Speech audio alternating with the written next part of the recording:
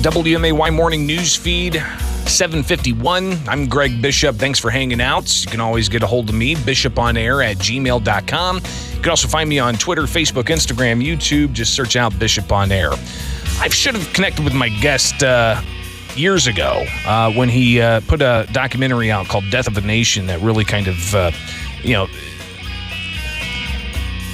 sprung out of a conversation that our native son, Abraham Lincoln, was embroiled in, and continues that conversation with even more different documentaries and books. And he's a controversial figure in political commentary, and he joins us now, Dinesh D'Souza, here on the WMAY morning news feed. Dinesh, thanks for taking time with us this morning. How you doing?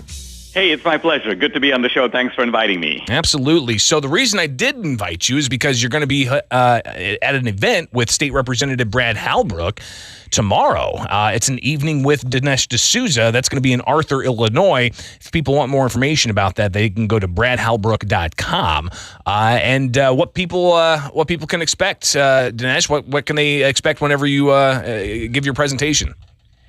Well, this will be the 20th anniversary of 9/11. I think I'm going to focus on the issue of foreign policy, because I think that all the things we're seeing in Afghanistan have massive reverberations. I mean, let's remember that this whole expedition was undertaken as part of this war against terror. And 20 years later, it seems sadly that America is weaker than we were then. And the Islamic radical movement is stronger. I mean, the Taliban is back in power, but now they have all these. We've basically given them a small air force, not to mention a whole cache of weapons. And this has now emboldened all our enemies. I mean, North Korea is now kind of fired up its nuclear reactor. Iran is pushing forward. The Chinese have ambitions in the South China Sea and on Taiwan. So this is not limited to Afghanistan, and it's a disaster that, Biden keeps trying to blame it on Trump, but it's a disaster that he almost unilaterally manufactured. Dinesh, we have, of course, 20 years to the date tomorrow, the worst terrorist attack on American soil in anybody's recent memory here. And still a lot of unanswered questions, of course, with family members still wanting documents to be declassified. But we also look at the past 20 years and what's happened to this country. I'm thinking about, domestic surveillance. I'm thinking about the Patriot Act and things along those lines. Are we in a better position than we were 20 years ago when it comes to our liberties in this country? Absolutely not. I mean, I think the really sad thing is, and I didn't really see it at the time, is that we created this sort of, almost you could call it anti-terrorism surveillance state. And we allowed surveillance on ordinary Americans, I mean, the vast majority of American citizens, on the grounds that, there might be a terrorist among us. And many of us at that time thought, well, maybe this is necessary because of the urgency of our moment. What we didn't realize is how much this would be abused. And now, for example, when we look back and see the ways in which, for example, a number of the terrorist plots foiled by the FBI weren't really plots at all. They were plots that the FBI itself pushed forward. So the FBI would round up a couple of Syrians, these are the 23-year-old radicals. They're like, oh, yeah, we're going to do jihad. But these are basically losers. They're living with their mom. They don't have a passport.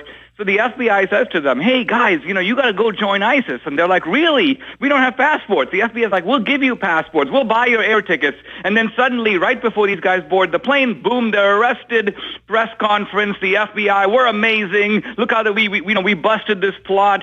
So who knew that all this craziness would come out of the war against terror? So I'm very sorry to say that Bush, in a way, licensed it. Obviously, the left has also exploited it because they like the idea of a kind of powerful surveillance state. And so in many ways, we're living with the consequences of the war against terror, including in ways that now threaten our liberties in other ways.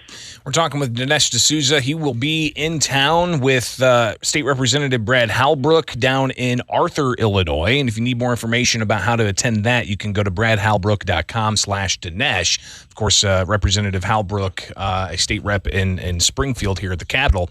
But Dinesh, you've got a ton of work that you've done, documentaries and books, and I imagine that you've got more on the horizon coming up. But when it comes to the ideas that you push, why do you think that people view you as such a controversial figure? Why is it that when your name's brought up in certain circles, they may call you a crackpot, or they may even call you a criminal because of some of the things in your past? Well, I mean, my only crime was that I gave $20,000 of my own money to a college friend of mine who was running for the U.S. Senate in New York. Now, I did exceed in doing this. I exceeded the campaign finance laws.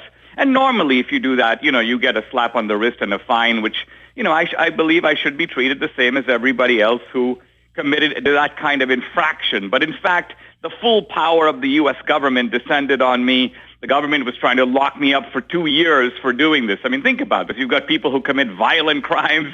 They get basically, in fact, when I went to a confinement center as part of my penalty, all the guys in there were they were coyotes who were basically trafficking, or they were smuggling, and they were like, "What did you do?" I'm like, "Well, I gave $20,000 of my own money to a friend." And they were like, "Are you kidding me? Is this a joke? No, come on. What did you really do?" So this is really the way in which the U.S. government has essentially today, it doesn't go after the big bad guys. It goes after people like the January 6th protesters. Some guy who walked into the Capitol, took a few selfies. The FBI is tracking him down, putting him on the most wanted list. I mean, this is a complete distortion of equal justice under the law. Dinesh D'Souza, again, will be in Arthur, Illinois tomorrow, an evening with Dinesh D'Souza. More details at bradhalbrook.com/Dinesh. Finally, here in just about a minute and a half, what are your thoughts about the current state of COVID-19? We live in a state here in Illinois where the governor has been giving unilateral mandates for the past nearly 20 months now. We see the vaccine mandates from President Biden. Where is this going? Well, I think that the government is blaming the American citizens for not taking the vaccine, but it's the Biden administration that's responsible for politicizing this epidemic to an unprecedented degree. They have suppressed information concerning the government's own involvement in funding the kind of research that may have actually given rise to the epidemic in the first place. They give contradictory and shifting advice about what you should do. Here's Fauci. He's railing on any group of people going to a football game, but Obama has 600 people at a party with a massively constructed indoor tent. Fauci is dead silent. Fauci doesn't say one word about the Antifa and BLM protests, even though you've got massive numbers of people, George Floyd this, George Floyd that. So when you watch that as an ordinary person, you go, wait a minute, this is kind of a scam. Here's Gavin Newsom eating at the French Laundry restaurant. Here's Gretchen Whitmer going on vacation. So the overclass lives by one set of rules and then tries to get us to live by another. It's a pretty incredible situation. Dinesh D'Souza, greatly appreciate your time this morning. Let's connect again soon, okay? Be safe out there. It's the WMAY Newsfeed. SPI Studios. Take the easy way out. Stay informed. Stay connected with WMAY Springfield, WMAY FM Taylorville. Here's the latest from ABC News. I'm Elizabeth Scholze. All public school students in Los Angeles who are